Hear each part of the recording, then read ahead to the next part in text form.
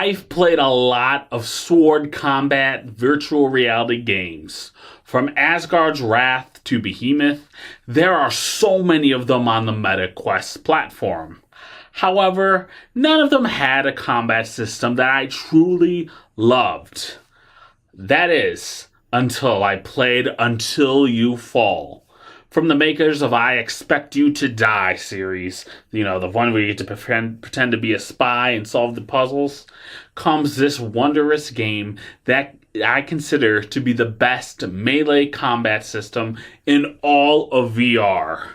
Why do I have that opinion? Does the game burn a lot of calories? All these questions and more will be answered in this fitness game review. Hello, my name is Jack Jenkins. I run a YouTube channel focused on self-improvements.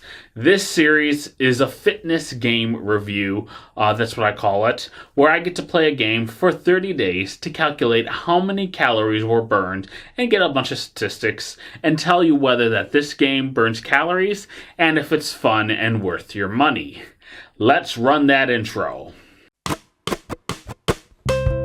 For self-improvement, crafts, and fitness games, go ahead and turn on YouTube and watch Jack. Until You Fall is a 2019/2020, depending on the platform, hack and slash video game.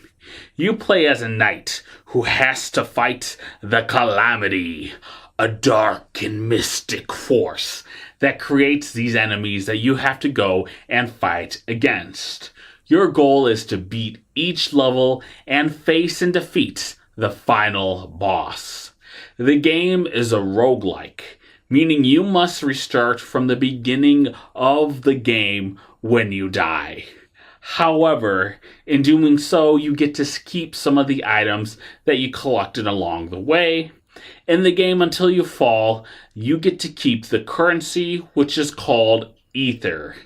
This is used to upgrade your weapons to make you stronger and better equipped to defeat the enemies. Combining this plus your increased skill as you learn how to actually play the game allows you to complete more and more of these randomly generated levels as you keep playing and eventually beat the boss and beat the game.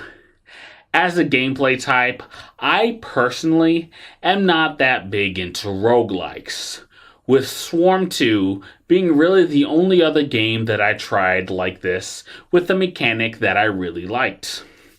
Watch my review of Swarm 2, linked below.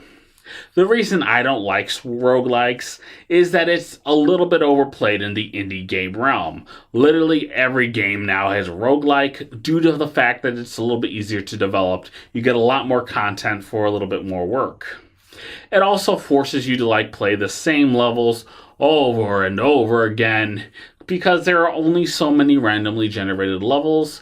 And since combining that with the fact that you constantly die, you keep seeing the same first groups of levels way more than you see the latter half of the game. And a lot of times the developers will make each group of levels the same. So you got 10 levels here, 10 levels in the middle, 10 levels at the end, and the beginning levels you play 100 times. The last level you play 1 or 2 times. So it's a little bit kind of weighted unevenly. Despite my dislike of roguelikes, I have to say that they did an excellent job here. The mix between learning the enemy's moves and upgrading your weapons truly make you feel like you are making progress.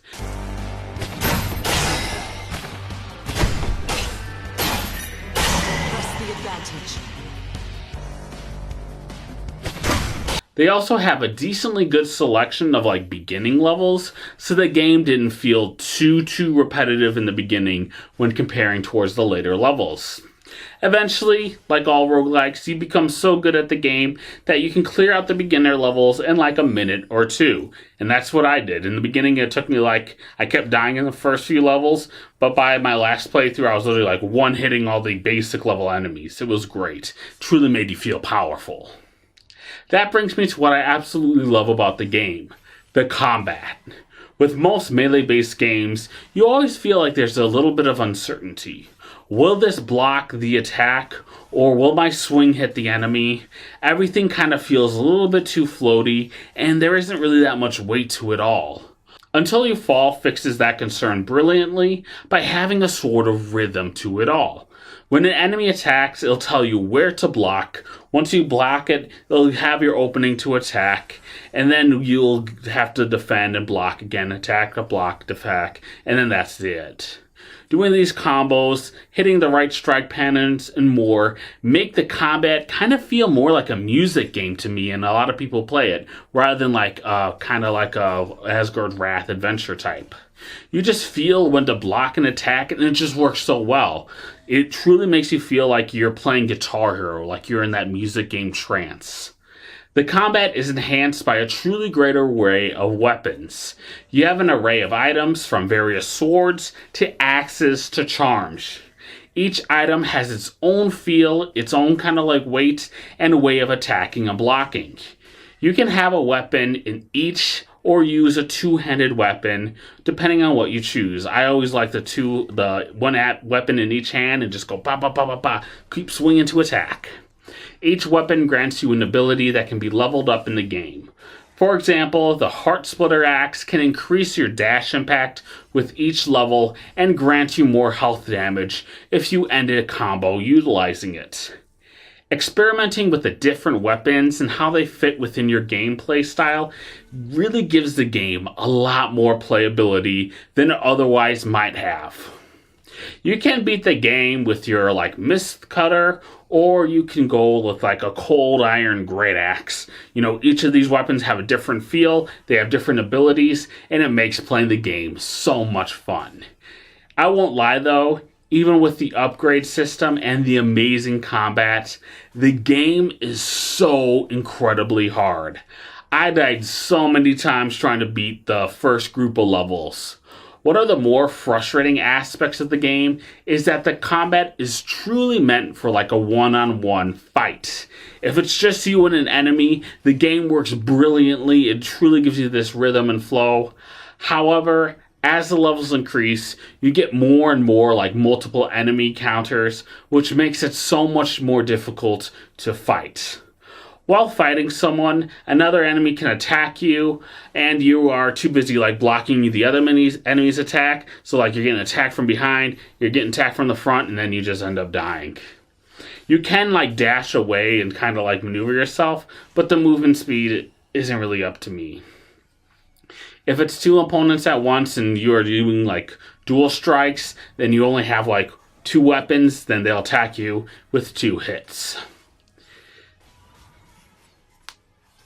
This could be fixed by having fewer enemies, more different types of enemies. So one enemy will have 4 hands that can hit you with 2 strikes at a time. So you have to learn the block pattern, stuff like that. That would have been much more than just throwing more enemies at you on the higher levels. Other than that, there could be more enemies to fight, like I just said. Each enemy has a certain number of moves, so once you get it down, you just repeat the actions repeatedly for each time you face them. There are probably around 10 enemy types, including the bosses. It could easily double that just to add a bit more content. Also, while the music is absolutely great, it has a great 90s kind of synth vibe. It's great, but there are only 10 tracks in the whole soundtrack, meaning that you'll hear the same song repeatedly, which is annoying. Again, double the enemy types, double the music, maybe add a bit more graphical differences between the levels, and you have a perfect 10 out of 10 game. Despite the drawbacks, I still absolutely loved Until You Fall. It has an amazing combat system wrapped around a beautiful art style, and it's just everything that I want in a game. For just $25, the game is a steal. And after my 30 days of playing, I was done beating the normal mode and moving on to hard. I will admit that I'm not the best at video games, which is why it takes me forever to beat them. But still, I had fun, and I know others will too. I'll give this game an 8.5 out of 10. Definitely go buy it. I really wish there would be an Until You Fall 2, But considering how popular the Expect You to Die series is, I expect the developers to keep developing that than return to the series, which is a shame.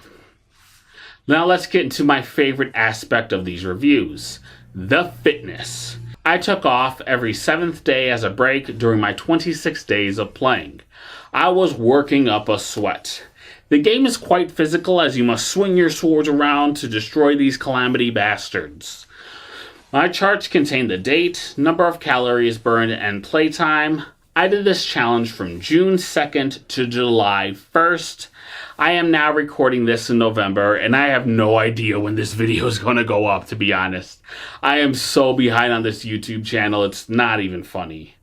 However, using the information within the charts, I can bring down some interesting information.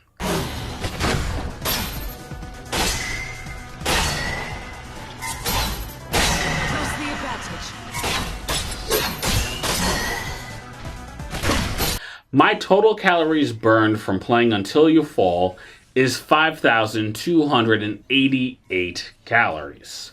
Across 26 sessions, I burned 203 calories per session. I played the game for 8 hours, 24 minutes, and 2 seconds. Dividing that by 26 gives me an average time precision of 9 minutes and 23 seconds. I can calculate a burn rate of 7.9 calories per minute using all this information. That isn't bad, but honestly it's a little bit less than the 8 calories I burn per minute of walking. It's literally 1/100th of a calorie less, but that's my cutoff between whether a game's physical or not, if it's more calories burned than walking. I am a 300-pound guy, so walking is considered exercise for me. Any number higher than 8 goes into the workout category for me. During my playtime in this game, my weight decreased from 295 pounds to 292.2 pounds. That is a weight loss of 2.8 pounds while doing this challenge. Like I said, this was filmed at the end of July. My current weight is 291. So yeah, I haven't really been losing weight in the past 5 months. 4 months. I can't do math. So guys, that's it for today's video on Until You Fall. Did you like the game? Will you purchase it? Please let me know your thoughts in the comments down below. While you're down there, give this video a big thumbs up. In fact, go through all of my videos, every single one, and give them a big thumbs up. It'll help me grow on YouTube. My goal is to get to 1,000. That way I can start earning some moolah from this, and I can buy more games, do more things with that. While doing that, please let me know if you have any video ideas you want me to do. I'll do pretty much every challenge that isn't illegal and won't hurt me. Subscribe to the YouTube channel to get brand new videos sent to you every Friday. Follow me on X and Instagram at TrueJackJank. Lastly, I want all you guys watching to have a fantastic day. If you are wondering how to improve yourself, you can't do it alone. You need a community around yourself. You need other people. You can only improve together.